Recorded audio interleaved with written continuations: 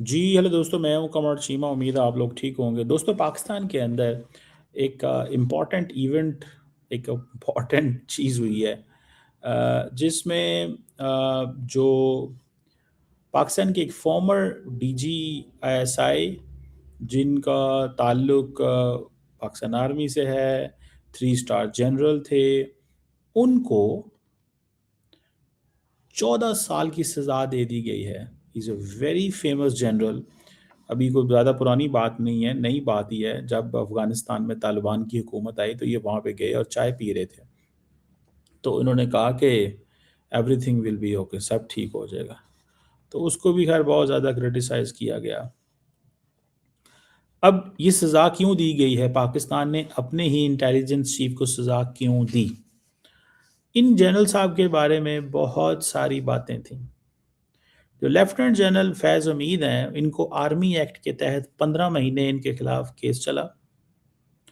इनके खिलाफ 4 चार्जेस थे। एक तो ये पॉलिटिकल एक्टिविटीज़ में इन्वॉल्व थे। ऑफिशियल सीक्रेट एक्ट के जो कि फ़ौज का था उसके खिलाफ थे, काम किया इन्होंने। अपनी अथॉरिटी का मिसयूज़ किया और गवर्नमेंट रिसोर्सेज़ और लोगों को नुकसान पहुँचाया। बड़ी लंबी प्रोसीडिंग्स हुई इनके खिलाफ और इनको 14 साल rigorous imprisonment by the court सुनाई गई है। ये वो फेवरेट जनरल थे इमरान खान के, जिनको इमरान खान चाहते थे कि ये आर्मी चीफ बने। और ये शख्स जो हैं, इन्होंने इमरान खान की हुकूमत को चलाया। हर लिहाज से इन्होंने इमरान खान की हुकूमत को चलाया। और इमरान खान का दिल करता था कि जो मौजूदा आर्मी चीफ हैं, ये आर्मी चीफ ना बने, जना आसिम मुनीर, और फैज़ हमीद जो हैं ये आर्मी चीफ बने और मुझे अगले साल 5 साल भी यही इलेक्ट करवाएं। ये उनका माइंड सेट था। और दूसरा, ये जो जनरल साहब थे, ये इन्होंने बड़ी अजीब किस्म की हरकतें की कि इन्होंने कई बिजनेसमैन को थ्रेटन किया, उनके घर रेड्स करवाए, अपनी अथॉरिटी का मिसयूज़ किया और उनको ये कहा कि भाई ये फ़लाँ प्रॉपर्टी मुझे दे दो, ये चीज़ मुझे कर दो। किसी से अपने घर के सामने पार्क बनवाया तो उसको पैसे नहीं दिए। तो बहुत ही अजीब किस्म की जो जिसे कहते हैं ना, अ अ अ तो ये चीज़ है। मुझे जो चीज़ नज़र आती है कि ये एक चीज़ जो है वो है, मुझे ऐसे लगता है, मुझे ऐसे लगता है कि जो जनरल साहब हैं, उन्होंने अपनी अथॉरिटी का मिसयूज़ किया, रिसोर्सेज़ का ज़ाया किया, लेकिन एट द सेम टाइम इन्होंने कॉन्स्पिरेसी की against the incumbent army chief कि ये आर्मी चीफ ना बने। ये बहुत ही अजीब किस्म की सिचुएशन थी। It never happened in the past that a three-star general in the country, a three-star general in the country will do this.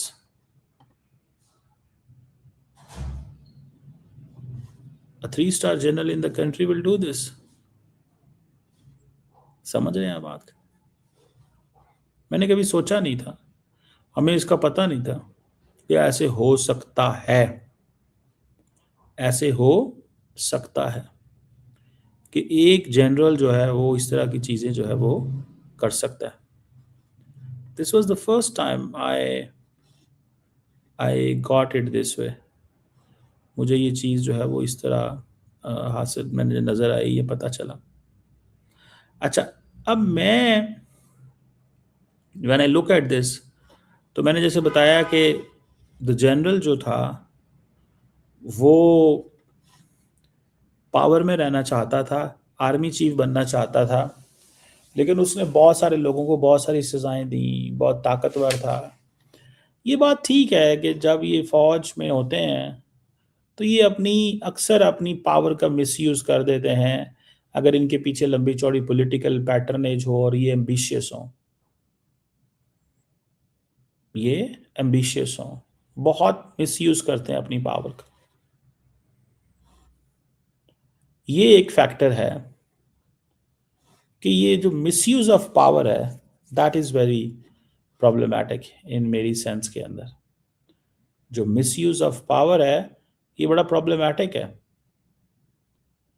कि भाई ये कैसे मुमकिन है कि आपका मकसद जो है वो, अगर आपको कहा गया है कि आप अपनी हुकूमत में अपना अपना सिस्टम चलाएं, और एट द सेम टाइम आप ये कहेंगे, और एट द सेम टाइम आप ये कहेंगे कि जनाब मुझे ये भी चाहिए, मुझे वो भी चाहिए। मतलब how come is this possible? ये कैसे चीज़ें पॉसिबल हैं? सो बड़ा अजीब लगता है ये देख के कि हमारे मुल्क के अंदर ही हमारे लोग ही इस तरह की चीज़ें जो हैं वो कर रहे हैं। और जब उनको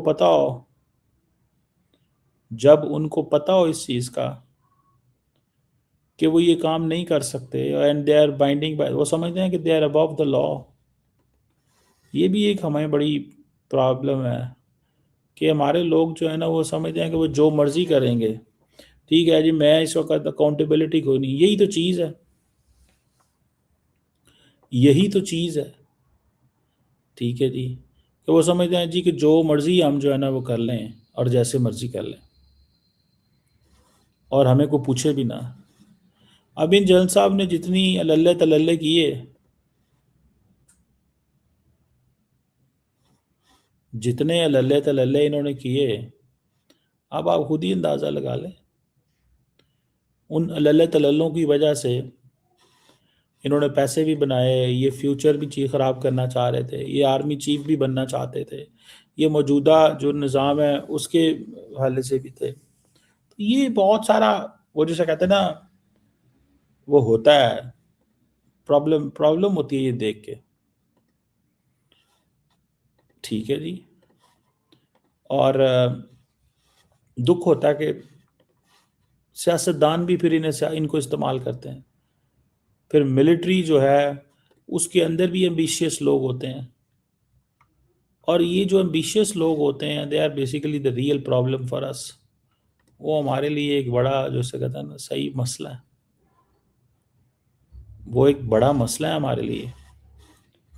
और वो ये समझते हैं कि जनाब हर कीमत पे, जो भी हो जैसे भी हो, हमें हर कीमत पे अपनी मर्जी से चीज़ें करनी है। अब ये साहब जो हैं ये समझते हैं कि मुझे कोई कानून पकड़ नहीं सकता क्योंकि उस दौर का जो निज़ाम है, जो चीफ है वो मेरे साथ है। उस दौर का जो चीफ है वो मेरे साथ है, उस दौर की हुकूमत मेरे साथ है, मैं जो मर्जी करूं, मुझे कोई ना पूछे। तो ये एक फैक्टर है which is very problematic indeed. ये फैक्टर प्रॉब्लमैटिक है। ये फैक्टर ऐसा नहीं है जिसको we can ignore and we can't, मतलब उसको कर सकते हैं। ये फैक्टर प्रॉब्लमैटिक है, हर लिहाज से प्रॉब्लमैटिक है। और ऊपर से देखें इंडिया वाले क्या देख रहे होंगे, वो कहते होंगे लो जी, हम तो पहले ही कहते हैं पाकिस्तान की जो फ़ौज है वो ऐसी है वैसी है, वो तो अपने हल करती है चीज़ें को, अपनी मर्ज़ी करती है चीज़ों में। ठीक है ना जी। तो this is something out of the, वो जिसे कहते हैं ना, ये आउट ऑफ दी वे जाके चीज़ें करना और निज़ाम को इस तरह करना कि जी निज़ाम जो मर्ज़ी कर ले, निज़ाम उन्हें, ये निज़ाम के ताबे नहीं है, हर चीज़ हम हैं, हम ही कानून है, हम ही रियासत हैं, हम ही सारा कुछ है। आम आदमी की ज़िंदगी में क्या उसको नज़र आया और क्या देखा उसने? आम ने बंदे ने क्या देखा उसने? उसने क्या देखा और क्या ना देखा? उसने तो यही देखा ना कि यार देखो ये तो हमारी हुकूमत के अंदर फ़ौजियों का यही काम है। वो यही कहेंगे ना। और उनको नहीं पता कि फ़ौज जाने दे रही है, फ़ौज मेहनत कर रही है, फ़ौज काम कर रही है, फ़ौज सारा दिन मिलिट्री डिप्लोमेसी में इंगेज्ड है, इकोनॉमिक डिप्लोमेसी में इंगेज है, दहशतगर्दों के खिलाफ, इलीगल स्पेक्ट्रम के खिलाफ हज़ारों जानें दी हैं, नेशनल इंटरेस्ट के लिए सुबह दोपहर शाम कह रहे हैं, लेकिन अगर एक दो बंदा ऐसी ताकतवर पोजीशन में बैठ के अपनी पावर का मिसयूज़ कर देगा तो तबाही उतर जाती है। वो सारी चीज़ें तो इंस्टीट्यूशन पे आ गई, वो सब कुछ तो इंस्टीट्यूशन पे आ गया ना,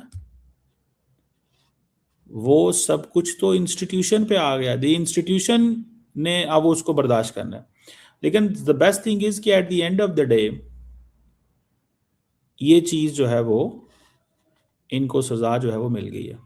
इनको मज़ीद सुनने में आ रहा है कि इन जनरल साहब को मज़ीद सज़ा मिलेगी, बिकॉज़ ये बेसिकली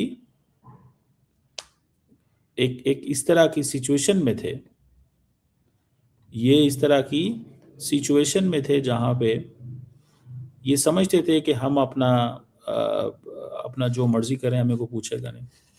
और ये इमरान खान को भी सपोर्ट कर रहे थे खुल खिला के, और उनके साथ मिल के मौजूदा निज़ाम को अंडरमाइन कर रहे थे, और ये कोशिश कर रहे थे कि कहीं हुकूमत के ख़िलाफ़ कोई एक अटेम्प्ट हो जाए, हुकूमत डिसीट हो जाए, इतने प्रोटेस्ट हों। और सुनने में आया है कि बातें करते हैं लोग कि ये किसी मर्डर शर्डर में भी इन्वॉल्व थे, मतलब so many other things. So he was running in fact the entire, वो जो होता है ना, एक पूरे का पूरा एक निज़ाम चला रहे थे बैकग्राउंड में। वो पूरे का पूरा एक निज़ाम चला रहे थे, और वो समझ रहे थे कि जी क्योंकि मैं हूँ एक इस पोजीशन में हूँ कि मैं ताकतवर हूँ, तो मैं ये करूँगा। तो ये एक, मैं समझता हूँ ये एक बड़ी अजीब किस्म की चीज़ हुई है। ये कभी भी ऐसे नहीं होना चाहिए था, लेकिन अब क्योंकि हो गया है, और हुकूमत जो है वो, उसको क्रेडिट जाता है, गवर्नमेंट को क्रेडिट जाता है, मिलिट्री को क्रेडिट जाता है बेसिकली तो, क्योंकि ये मिलिट्री का ट्रायल था, और मिलिट्री ने अपने अंदर अपनी जो इंटरनल अकाउंटेबिलिटी का मैकेनिज्म है उसको ज़िंदा रखा। और लोगों को भी एक उम्मीद है, लोगों को भी एक उम्मीद है कि हाँ जी, हाँ जी ठीक है, कर लेते हैं, ठीक है, ये निज़ाम चल जाएगा, ये आपस में एहतसाब कर रहे हैं। पहले तो ये होता है ना यार, ये जजेस भी ऊपर मिले हुए हैं, जनरल्स भी मिले हैं, पॉलिटिशियंस भी मिले हैं, ये सारा कुछ किया, लेकिन फ़ौज ने इन जनरल साहब को सज़ा दे के ये पैगाम दे दिया है कि भाई ठीक है, इस मुल्क के अंदर सब कुछ जो है वो वो हो रहा है, और सही हो रहा है, ठीक है जी। तो बहरहाल लेट्स सी, देखते हैं कैसे चीज़ें चलती हैं आइंदा आने वाले दिनों में। लेकिन ये जो जनरल साहब हैं, इनको सज़ा मिलने से एटलीस्ट वो जो खौफ था, जो फ़ियर था, वो ख़त्म हो गया। That's what I C.